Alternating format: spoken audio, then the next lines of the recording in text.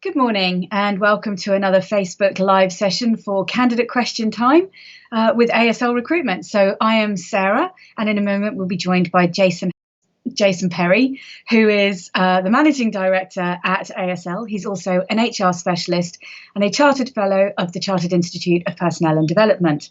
So without further ado, I'm going to introduce Jason, and we're going to have a conversation about all the things that are going on, particularly with COVID and workers' rights. So are you there, Jason? Good morning, Sarah. I am. Good morning, Jason. And how are you today? I'm very good, thank you. You? Yep, not bad, thank you. Not bad. Getting my worms muddled up a little bit today, I think. You managed to get the CIPD right, so that was a good start. But, Always. if you can just master my name now, we'll be home and dry. Who would have thought after 20 years I'm still getting it wrong? Right, okay, so let's have a bit of a dive in. We've got a few things on the go at the moment. Now, the government is encouraging people in England, at the moment it's just in England, to undergo twice weekly lateral flow testing. Yes. That's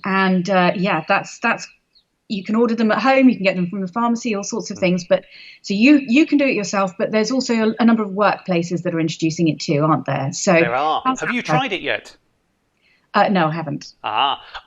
Somebody messaged me yesterday. They went into the pharmacy at, I'm going to say, a major local supermarket, and asked for their lateral flow test kit that you're entitled to for home, and they got quizzed as to why they wanted it.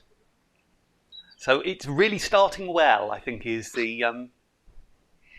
Yes, that's not terribly encouraging, is it? Particularly when the government is really keen for people to be testing themselves twice a week. Yes, yes. I gather, I think it's essentially a bit like the PCR tests. So you've still got to, I think, shove a swab up your nose, which it's not the most pleasant thing. But it does help people know how much of the virus is out there. And I think essentially the thing that we've got ahead of us is the risk of the younger, and I say younger purely because of the way in which we're vaccinating through the age groups, but the younger people who are not protected perhaps being at risk as we reopen the economy, and the risk of a third wave, albeit somewhat smaller, in those unprotected people and within the small element of protected people who don't have immunity from it. Yeah, so this is really a question of trying to perhaps keep on top of emerging variants as well as what's Yes. already going around, Yes. rather than anything else. Yep. So it's definitely something that, because certainly when I had my first vaccination, I almost immediately got a text message saying, "We'd really like you to do twice weekly testing." Just had a Yes. vaccination. Yes. I'm not sure how well that's going to work, to be honest, because the workplace testing, which is free for any employer, they had to sign up by the 31st of March, and then they would get free lateral flow tests up until the 31st of June. That seems to be kind of sidelined by the fact that anyone can get one for their home anyway. So actually, why does the employer want to? But the employer processes on it look quite onerous, and employers are having to set up a whole range of procedures to do it. So there are many smaller employers who've looked at it and said, actually, we're not sure we want to. The aim is clearly we identify more people who've got the vaccine in the wild, as it were, and we reduce spread further.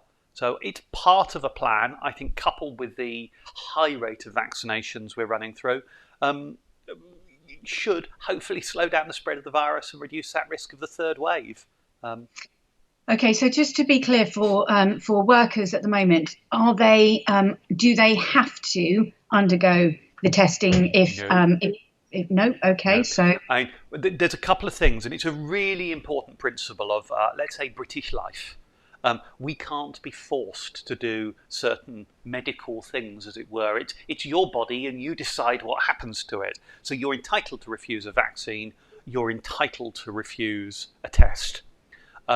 There are certain times when that changes. And it may well be that if you're working in a care sector, testing may become compulsory. It may even be if you work in a medical or care sector, vaccines might become compulsory. At the moment, if you're a doctor, there are certain things like a Hep B vaccine which you are compelled to have for the safety of your patients.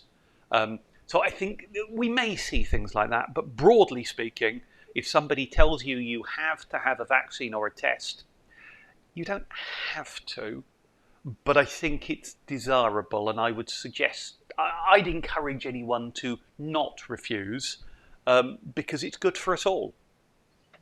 Okay, so let me just touch on one thing. I appreciate you're not a medical expert, but obviously it's the AstraZeneca shot that's widely circulating at the moment. Yep. There are reports about blood clots and that sort of, so there are now some fears over that.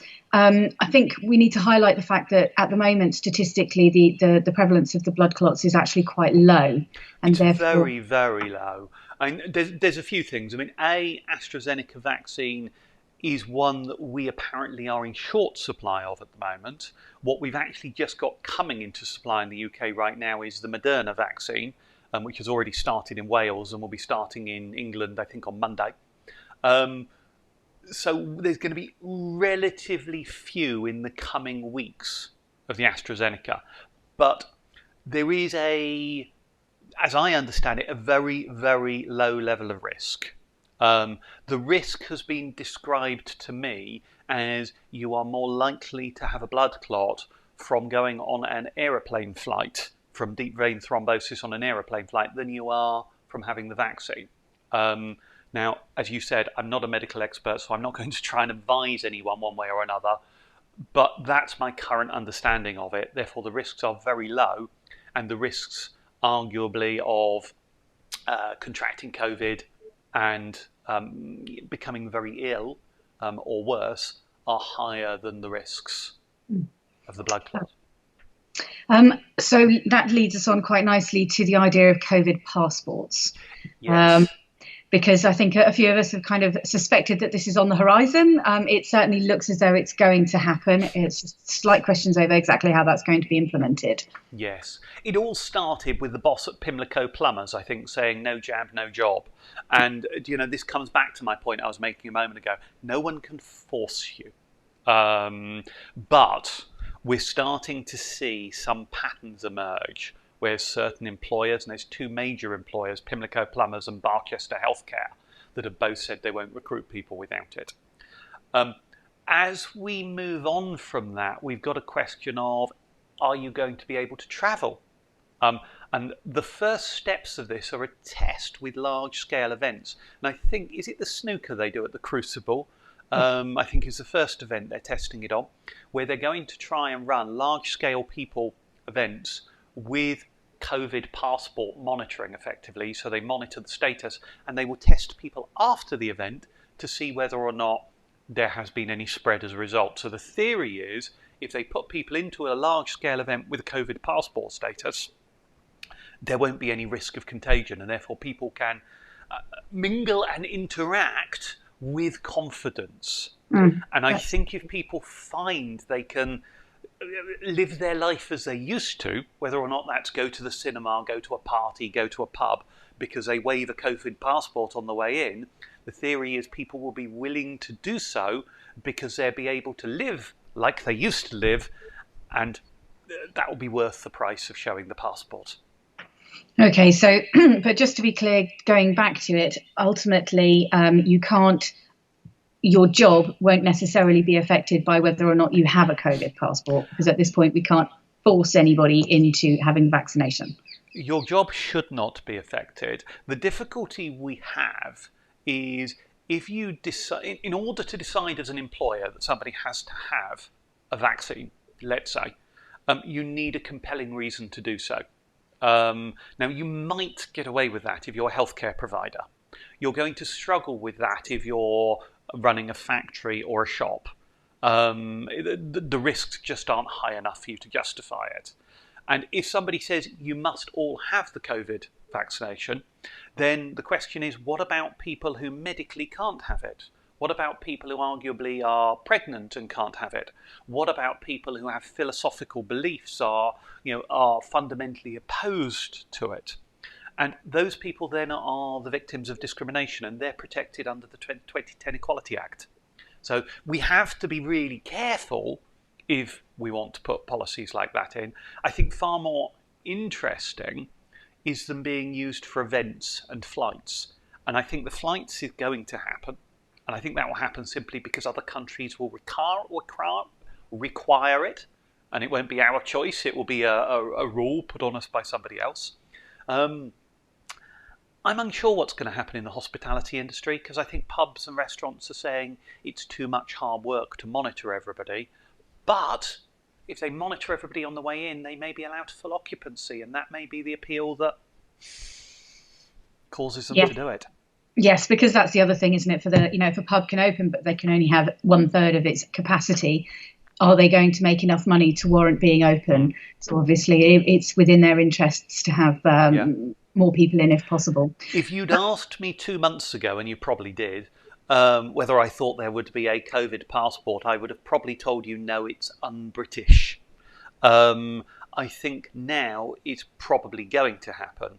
And I think there is a large-scale point of public opinion is broadly behind it, because it's something that will help people feel normal again. That's compelling. It's going to be popular, I think.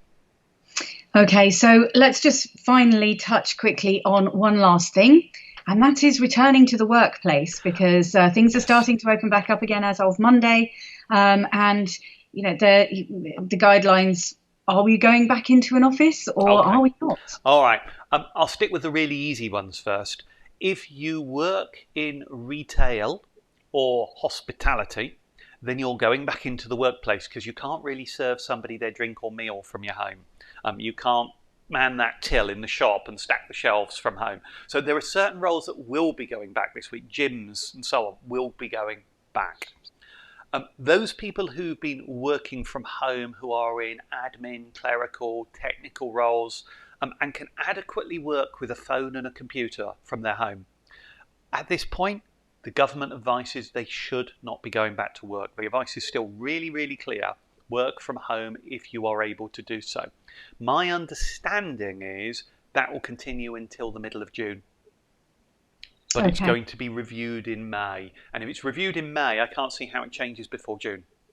Yeah, very true. Yes, there won't be enough time to make the changes. Yeah. For an employer to change the rule now,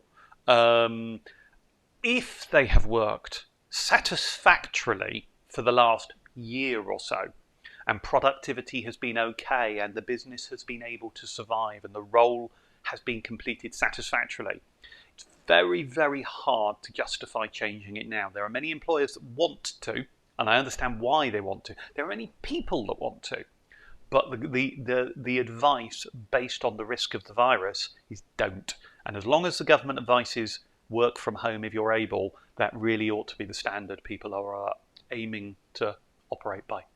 Yes, sure. Because if originally it wasn't safe to work in the office, why is it all of a sudden when nothing's changed? Yes, we know there's less virus in society right now, but that doesn't mean there will continue to be less. And as we open up some elements, we are expecting some degree of increase. So why you would go back before you have to, and certainly before we've got the majority of the population vaccinated, I don't fully understand. It's not something we'll be doing at ASL. We will be continuing our work from home for another couple of months yet. And I'd urge other employers to do the same if they're able. Okay, fantastic. So, and obviously for our workers as well who are watching, then they should take that into account. So if their boss has suddenly changed their mind and said, no, you've got to come into the office, then there are some questions potentially. There's a conversation to be had. Yes, it's a very polite why. And do you know, the one thing we don't need in any of this is dispute. So it's a calm discussion. Great. Okay, we're just about out of time, so I'm going to wrap it up there. Thank you very much, Jason. Thank you to everybody who's watching from home or wherever you are. And we'll be back in 2 weeks' time with some more questions and discussion on what's been going on in the world of COVID. So if you have any questions in the meantime, please send them through to ASL at aslgroup.co.uk or give the team a call on 01424 452 999. In the meantime, we'll see you in a couple of weeks' time. Thanks for your time, Jason. Thanks, Sarah. Bye-bye. Bye-bye.